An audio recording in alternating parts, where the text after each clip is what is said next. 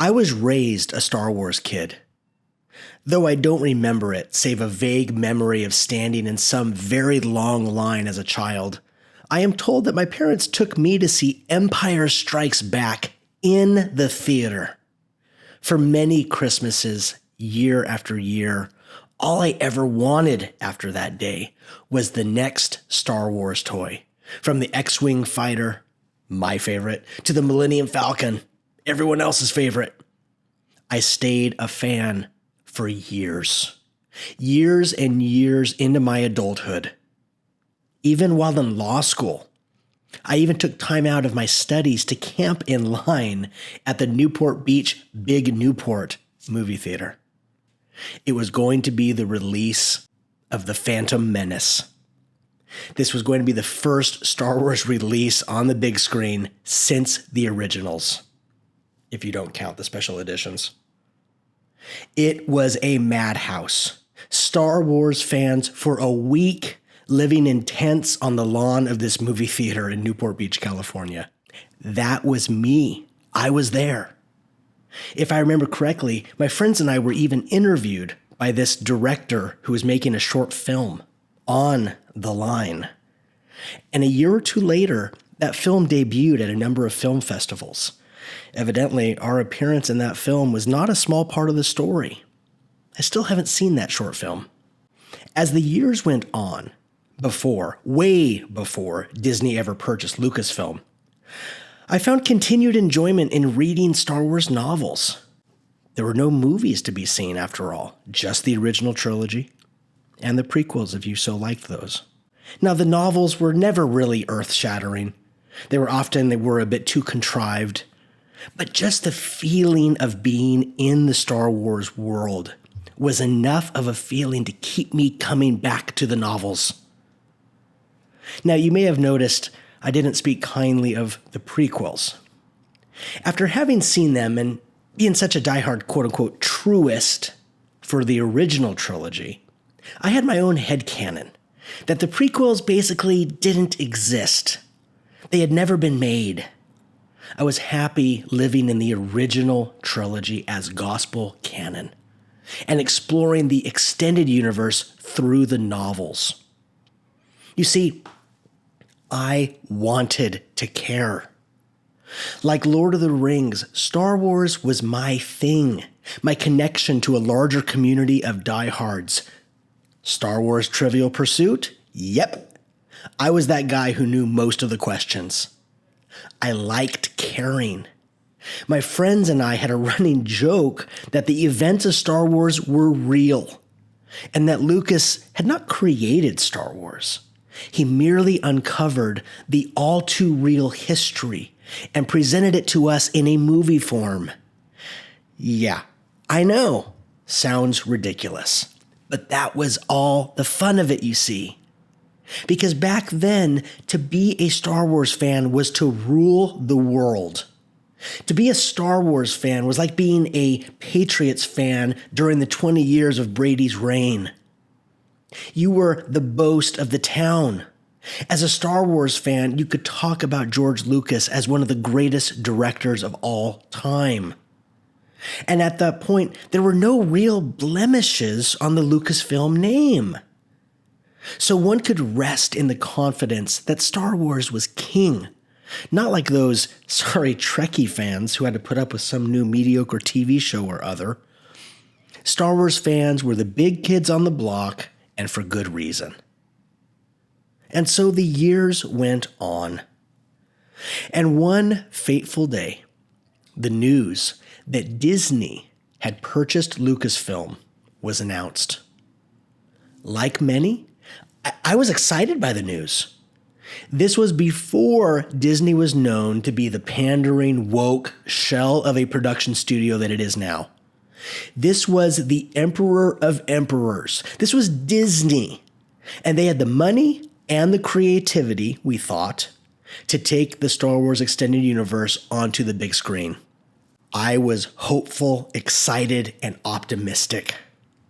Oh, to be back in those naive days. Then, in 2015, something happened. During the build-up to the upcoming The Force Awakens, anticipation was at a fever pitch. And I picked up a novel that was a lead-up to The Force Awakens. It's a novel called Aftermath, Star Wars novel by a man named Chuck Wendig. In the story, there was a character who expressed homosexual tendencies. I can't forget the double take that I did in my mind. A gay character in Star Wars? This was unheard of, and it was so unnecessary, so forced, and so obvious in its intention to normalize homosexuality, even in space, even in Star Wars. You see, Star Wars, real Star Wars, had never had much sexuality at all. Though there was romance and beauty, and yes, Princess Leia, in the Return of the Jedi outfit. But the Star Wars universe was free, generally speaking, of politics and agendas. Well, Wendig's Aftermath changed that. And a chill of portent crept down my back, realizing that it wasn't just Chuck Wendig. It was Disney that okayed this decision to inject a gay character into the main storyline, into the Disney Star Wars canon. I'll just say it. I was pissed. Not because I'm a bigot, but because the injection of modern social political messaging completely took me out of the Star Wars world. It took me out of the story of the imaginative world. It reminded me in that moment, like the lights turning on full bright in the middle of a movie showing, that I was reading a story, a made-up story by some author who had an agenda. And it very quickly, and all of a sudden, ceased to be Star Wars. It became a mere vehicle for a message. I held on to my optimism, however. I didn't completely abandon Star Wars. I simply was a bit more cautious in my reading. My excitement for The Force Awakens continued to grow. As we began seeing the trailers leading up to it, my thoughts were, Lucasfilm certainly had learned its lesson from the prequels, I thought. We're not going to have any Jar Jar Binks in there. And they've had so many years to plan for this release. And this is Disney and its new Star Wars content. It had to be good, I thought. And honestly, it wasn't too bad. I enjoyed The Force Awakens. It wasn't, changing the world, but it gave me the sense of the Star Wars universe. And I was genuinely intrigued to see where we would go with Rey and Kylo, and of course, Luke. The epic scene where Rey is holding the lightsaber out to Luke Skywalker in the closing scene of Force Awakens filled me with an excitement that I had not felt for many, many years. That was the epic Star Wars feeling I had been waiting for. I had no idea that it was all being set up for the biggest disappointment, the biggest offense in the guise of a Star Wars story I was ever to view.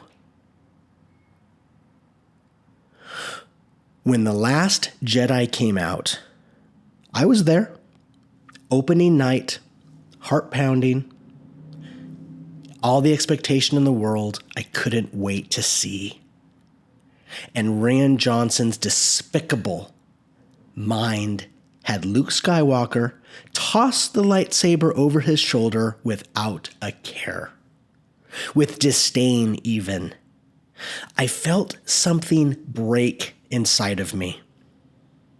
It was as if Luke was throwing all of Star Wars fandom over his shoulder, over the cliff, without a care. Something inside me broke in that moment. Or rather, I should say, the part of me that carried Star Wars as dear in my heart began to evaporate. and continued to evaporate throughout the course of that wretched film and the abomination that followed the rise of Skywalker. By the end of my one and only viewing of The Rise of Skywalker, I had, in essence, ceased to care about Star Wars. I was so offended by the utter mediocrity that those films were. It was an affront to all that makes fantasy storytelling good and important and even vital. It wasn't just a slap in the face. It was a spit in the face and a kick off the cliff. And it was in this apathetic world that I have lived now since those forgettable closing scenes of The Rise of Skywalker. Yeah, I watched Solo. Yeah, I watched Rogue One. Pretty good. But I didn't really care anymore. Yeah, I watched the first season of The Mandalorian. But truth be told, and you know if you know, for all the hype, and for as good as some of The Mandalorian was, even it had many cracks and shortcomings. I often left those viewings unsatisfied and just I watched a couple episodes of the Book of Boba Fett and saw quickly it was an utter waste of time. Yes, a bitterness still resides within me, no doubt. I feel it even now telling this story to you. But before, I didn't let it show. I kept my mouth shut and my pocketbook to myself. I don't read Star Wars novels anymore. I don't watch anything Star Wars anymore. I don't subscribe to Disney Plus. Why? Because I know it is subpar. I know it sucks. I know that I'll be appalled by every languishing scene after languishing scene. Somewhere during the pathetic attempts of the Obi-Wan show, grown men, trained hitmen couldn't catch a small child in the forest, and the even worse Ahsoka, so utterly stupid, Thrawn as the biggest idiot ever. My apathy started to turn to mockery. I began to enjoy seeing how bad the writing had become. So I began to turn my attention to outlets like The Critical Drinker, Nerdrotic, Disparu, and others. My new Star Wars-related entertainment was their deft criticism of one Disney failure after another. And boy, Disney did not disappoint, did they? I could relate so well to The Critical Drinker and Nerdrotic and Disparu. Their criticisms, very often, their criticisms mirrored my own thoughts. And this brings me to season 1 of The Acolyte.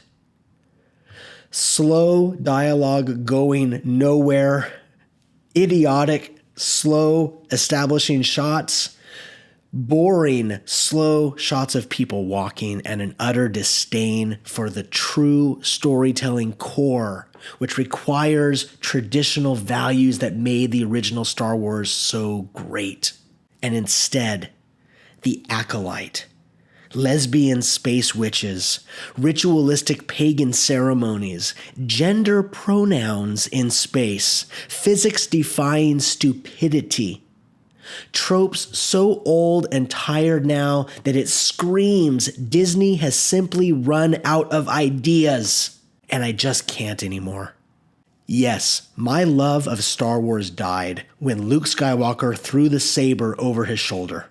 But the corpse of that love is now just being flogged to the point of unrecognizability. Star Wars doesn't exist anymore. There is no Star Wars. For the Star Wars that I know and will always love is saved in those 3 original movies. Thank you, George Lucas. And everything else just isn't Star Wars. It's not my Star Wars, at least, not in the slightest. So as an Orthodox Christian man, Star Wars, like Lord of the Rings, is a story safely tucked in the past and it cannot be touched no matter how many Disneys or Jeff Bezos come along to vandalize the remains with new concoctions of modern messaging wrapped in the veneer of lore, somehow sort of resembling Star Wars. Oh, look, a lightsaber. Oh, look, the Force. Nope. Sorry. There is a real Force. It's the Holy Spirit. There is a real Palpatine with his stormtroopers, Satan and his demons. The myth that I now occupy my time with is the myth that tells the truth, not myth boldly lying to my face, telling me that 2 female witches can procreate 2 children using the thread. Nope.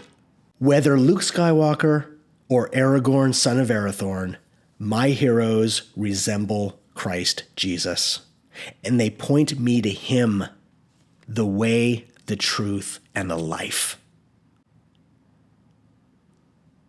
Thank you for listening. Thank you for listening to my story of Star Wars.